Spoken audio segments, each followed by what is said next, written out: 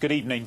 The second heavy fall of snow in little more than a fortnight has once again caused chaos right across the region. Airports at Gatwick, Southampton and Bournemouth were put out of action.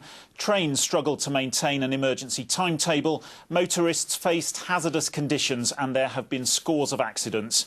The good news, the snow is gradually moving away. The bad news, it's likely to turn to ice. To anyone dreaming of a white Christmas, this second dose of severe weather to hit the south this December came inconsiderately a week early. This weekend is traditionally the busiest over the Christmas period for travelling and shopping, so the timing was merciless and it brought more chaos than festive cheer. At Gatwick Airport, a fleet of 47 snowplows and other vehicles were deployed to try and clear the snow from the runway. But as soon as a patch was cleared, it was covered again by yet more falling snow. Flights were cancelled throughout the day and passengers faced long delays. It was the same at Heathrow. The timetable there paralysed too while the runways were closed for snow clearing. Southampton Airport had to close for part of the day, as did Bournemouth.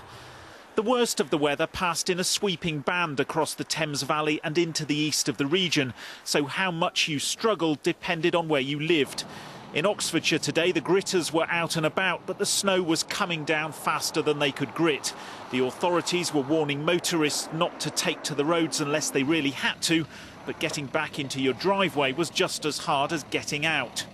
The only reason I'm catching the bus is because I tried the A420 earlier in my car. It was a nightmare. Coastal areas like Bournemouth and Brighton got away with a reasonably light covering, and the New Forest looked every bit the winter wonderland. As far as the snow was concerned, this was a hit and run as it headed east.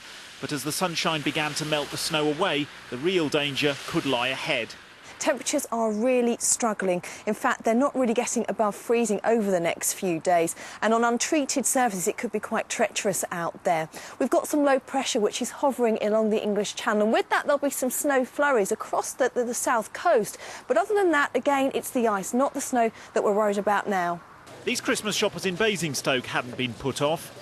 Oh, God, no. No. We were going to go to London, but the trains were not guaranteeing us getting home, so we decided not to go in the end and rejigged our plans and came here.